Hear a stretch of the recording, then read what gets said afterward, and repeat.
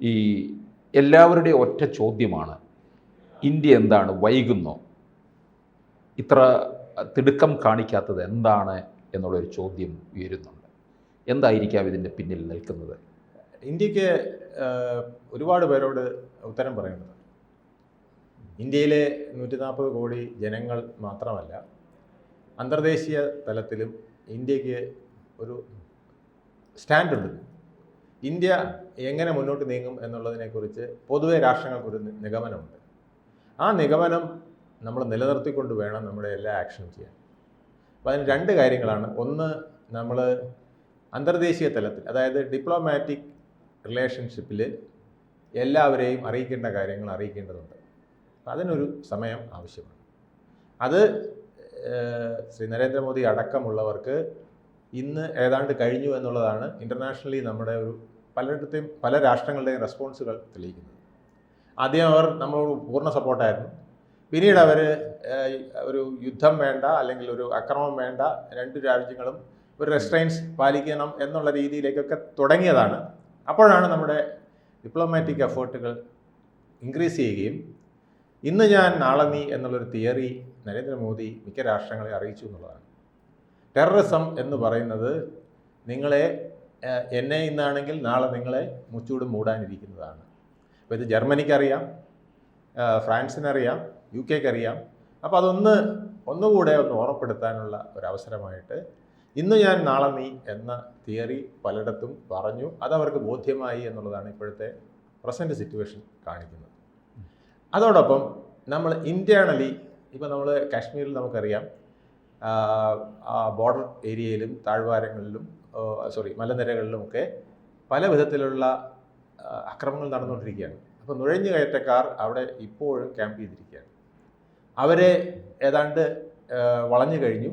അത് ഉടനെ തന്നെ അവരെ പൂർണ്ണമായിട്ടും ഒന്നുകിൽ പിടികൂടുക അല്ലെങ്കിൽ നശിപ്പിക്കുക എന്നുള്ള ഒരു തന്ത്രം വിജയിക്കാൻ പോവുകയാണ്. അപ്പോൾ ഇൻറ്റേർണൽ സെക്യൂരിറ്റി ക്ലിയർ ആക്കിയാൽ നമുക്ക് എക്സ്റ്റേണൽ ഒരു ഫൈറ്റിന് പോലും തയ്യാറാകാൻ സാഹചര്യമുണ്ട്. നമ്മളൊരു ഫുൾ ഫ്ലെഡ്ജ്ഡ് വാറല്ല ഉദ്ദേശിക്കുന്നത്. നമ്മൾ അവരുടെ മിലിറ്ററി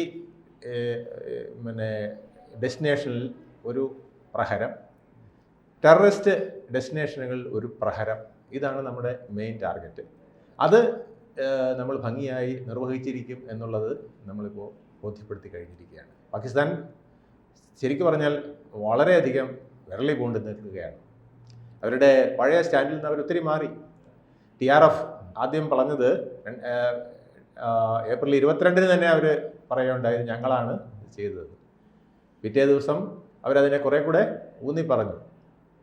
പാകിസ്ഥാനാണെങ്കിൽ അതിനൊന്നും മിണ്ടാതെയായിരുന്നു. പക്ഷേ ഇപ്പോൾ അതിൻ്റെ സ്റ്റാൻഡ് മാറിയിരിക്കുകയാണ്. അപ്പോൾ പാകിസ്ഥാൻ മിനിസ്റ്റേഴ്സ് തന്നെ പറയുന്നത്, ഇന്നത്തെ പല പ്രസ്താവനകളും അവർ പറയുന്നത്, TRF ഒരു ടെററിസ്റ്റ് സംഘടനയാണ്, അവരുമായി ഞങ്ങൾക്ക് യാതൊരു ബന്ധവുമില്ല, അവരെ ഞങ്ങൾ തള്ളിപ്പറയുന്നു എന്നുള്ള രീതിയിലേക്ക് പറയാനുള്ള സാഹചര്യമുണ്ട്. TRF ആണെങ്കിൽ കഴിഞ്ഞ 2-3 ദിവസങ്ങൾക്ക് മുമ്പേ പറഞ്ഞു, ഞങ്ങൾ അല്ല ഈ പരിപാടി നടത്തിയത്. ആദ്യം അവർ പറഞ്ഞു ഞങ്ങളാണ് ഇതിൻ്റെ ഫുൾ ക്ലെയിം, അവരുടെ ഫേസ്ബുക്കിലാണ് വന്നത്. പക്ഷേ ഇപ്പോൾ അവർ പറയുന്നത് ഞങ്ങളല്ല ഈ ഇത് നടത്തിയത്. അപ്പോൾ അവരാകെ വിഷണ്ണറായിരിക്കുകയാണ്. അവിടുത്തെ ജനം അരിഷ്ടതാവസ്ഥയിലാണ്. സാധനങ്ങളുടെ വില ഭയങ്കരമായിട്ട് കയറിക്കൊണ്ടിരിക്കുന്നു. പല നേതാക്കളും പല മിലിറ്ററി ഓഫീസേഴ്സും അവരുടെ ഭാര്യമാരെയെല്ലാം വെളിയിലേക്ക് പറഞ്ഞയച്ചു കഴിഞ്ഞു, വിദേശ രാഷ്ട്രങ്ങളിലേക്ക്. അപ്പോൾ അവിടെ ജനങ്ങൾ, പാവങ്ങൾ ഒറ്റപ്പെട്ട് നിൽക്കുന്ന ഒരവസ്ഥയിലാണ് എന്നുള്ളൊരു ഭീതി അവർക്ക് തന്നെ വന്നിരിക്കുന്നു.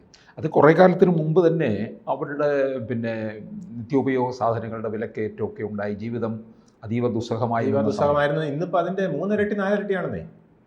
ഇന്ന് അരിയും ഗോതമ്പും വാങ്ങിക്കണമെങ്കിൽ ഈ ഏപ്രിൽ 22 ഉണ്ടായിരുന്ന വിലയുടെ 4 ഇരട്ടി കൊടുക്കേണ്ട അവസ്ഥയിലാണ് ഇന്ന് പാകിസ്ഥാൻകാർ. അവർക്ക് വെള്ളം കിട്ടുമോ ഇല്ലയോ എന്നുള്ള ഭയം, കുടിക്കാൻ വെള്ളം കിട്ടില്ല, കഴിക്കാൻ ആഹാരം കിട്ടില്ല എന്നുള്ളൊരു ഭീതിയിൽ നേതാക്കളും പട്ടാള ഉദ്യോഗസ്ഥരും എല്ലാം വിദേശങ്ങളിലേക്ക് പറക്കുന്നു. ഭാര്യമാരെയും മക്കളെയും സുരക്ഷിതമായി പലയിടത്തും കൊണ്ടെത്തിക്കുന്നു. ഇതെല്ലാം ഒരവസ്ഥയിൽ എത്തിയിരിക്കുകയാണ്. ഈ അവസ്ഥ വരാനാണ് ഇന്ത്യ കാത്തുന്നത്. നമ്മുടെ ഇൻറ്റേർണൽ സെക്യൂരിറ്റിയും ഇൻറ്റേർണൽ യൂണിറ്റിയും ഉണ്ടാക്കുക. അത് ഏകദേശം വിജയിച്ചിരിക്കുന്നു. ഇപ്പോൾ പാകിസ്ഥാനിൽ പലരും സർക്കാരിനെ കുറ്റം പറഞ്ഞു തുടങ്ങിയപ്പോൾ നമുക്ക് അവിടുത്തെ രാഷ്ട്രീയ പാർട്ടികൾ ആരും കുറ്റം പറയുന്നില്ല. അത് നമ്മൾ പ്രത്യേകം ശ്രദ്ധിക്കേണ്ടതാണ്.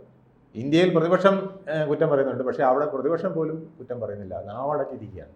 അവരെല്ലാവരും സപ്പോർട്ട് ചെയ്തുകൊണ്ടാണ് സംസാരിക്കുന്നത് പാകിസ്ഥാനെ. അവരുടെ തെറ്റിനെ സപ്പോർട്ട് ചെയ്തുകൊണ്ടാണ് സംസാരിക്കുന്നത്. പക്ഷേ ഇന്ത്യയിൽ തിരിച്ചാണ്. പക്ഷേ അവിടുത്തെ ജനങ്ങൾ അത്യധികം രോഷാകുലരാണ്. അവർ ആകെ തിരിഞ്ഞു നിൽക്കുകയാണ്. ഈ അവസ്ഥ കൂടി ഇന്ത്യ പ്രതീക്ഷിച്ചിരുന്നതെന്നാണ്. പക്ഷേ ഇന്ത്യയിൽ നേരെ തിരിച്ചു വന്നിരിക്കുന്നു. ഒമർ അബ്ദുള്ള ഇന്നലെ അസംബ്ലിയിൽ പറഞ്ഞത് നമ്മൾ ശ്രദ്ധിച്ചിരിക്കും. ഇന്ത്യയുടെ ഇൻറ്റേർണലായിട്ടുള്ള സെക്യൂരിറ്റി നിലനിർത്തുന്നതിന് നമ്മൾ പ്രതിജ്ഞാബദ്ധമാണ്. ഓരോ ഇന്ത്യക്കാരനും ഒരു പ്രതിജ്ഞാബദ്ധമാണ്. കശ്മീരിയത്ത് എന്നത് നമ്മുടെ കൂറാണ്. ആ കൂറ് നമ്മൾ നിലനിർത്തും എന്നാണ് പറഞ്ഞത്. അദ്ദേഹത്തിന് ചില അഡ്വൈസുകൾ വന്നു. ഇപ്പോഴാണ് സ്റ്റേറ്റ്ഹുഡ് ചോദിക്കാൻ പറ്റിയ സമയം. അദ്ദേഹം പറഞ്ഞു, അല്ല, ഇപ്പോൾ സ്റ്റേറ്റ്ഹുഡ് ഞാൻ ചോദിക്കില്ല. ഇപ്പോൾ നമ്മുടെ പ്രശ്നം നമ്മുടെ രാജ്യത്തിൻ്റെ സുരക്ഷയും നമ്മുടെ ജനങ്ങളുടെ ഐക്യവുമാണ്. അപ്പോൾ കാശ്മീരിനകത്ത് അത്തരത്തിലൊരു ചിന്താഗതി വന്നിരിക്കുന്നു.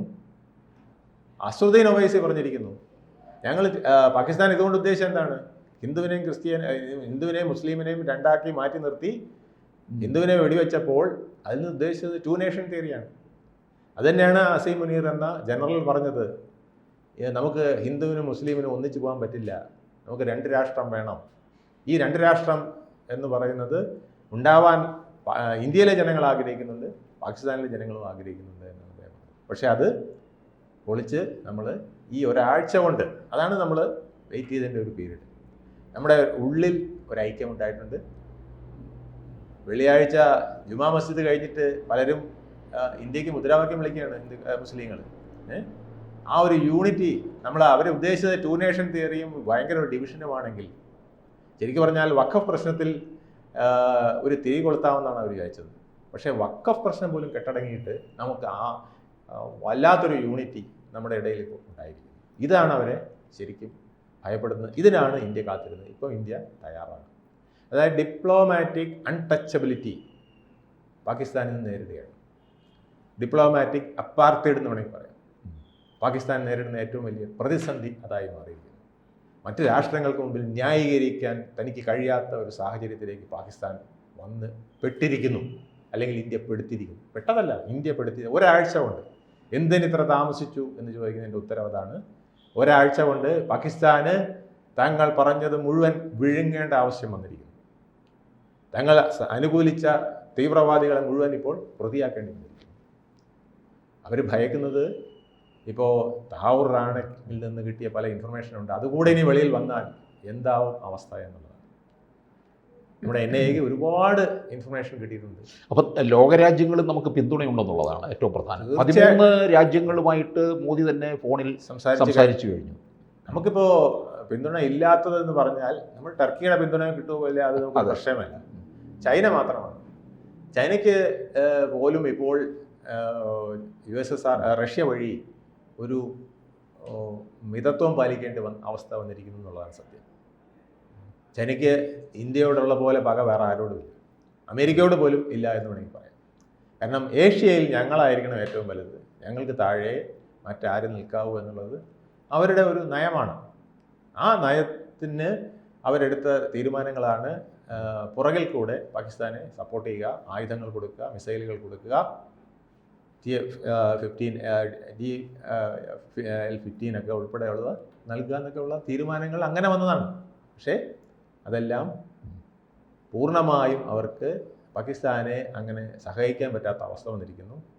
പാകിസ്ഥാൻ ഇന്ന് ഡിപ്ലോമാറ്റിക് അപ്പാർത്തൈഡിലെത്തിയിരിക്കുകയാണ്. അപ്പോൾ നമ്മുടെ ഇൻറ്റേർണൽ സെക്യൂരിറ്റി, ഇൻ്റർ റിലേഷൻഷിപ്പ് ശക്തമായി 2 നേഷന് പകരം നമ്മൾ 1 നേഷൻ എന്നുള്ളത് ഈ അടുത്ത കാലത്തെങ്ങും ഉണ്ടാകാത്ത വിധത്തിൽ നമ്മൾ വളർന്നിരിക്കുന്നു. പക്ഷെ പാകിസ്ഥാൻ അത് തിരിച്ചായിരിക്കുന്നു. അവിടെ ജനറൽസിനെതിരെ, ജനറലിൻ്റെ പാവയായിട്ട് കളിക്കുന്ന പൊളിറ്റീഷ്യനെതിരെ വലിയ ശബ്ദം ജനങ്ങൾ ഉയർത്തിക്കൊണ്ടിരിക്കുന്നു. അവിടെ ഇൻറ്റേർണലി അവർ ആകെ ഒരു പ്രക്ഷുബ്ധമായി നിൽക്കുന്നു. ബോർഡറിൽ അവർ അതിനേക്കാൾ ടെൻഷനിൽ നിൽക്കുന്നു. അടിക്കണോ ഇട്ടെറിഞ്ഞിട്ട് ഓടണോ എന്നുള്ള രീതിയിലാണ് ഇപ്പോൾ നിൽക്കുന്നത്. ഇട്ടെറിഞ്ഞിട്ട് ഓടുന്ന അവസ്ഥ വരും എന്നുള്ളതാണ് പലപ്പോഴും തോന്നുന്നത്. പക്ഷേ അവർക്ക്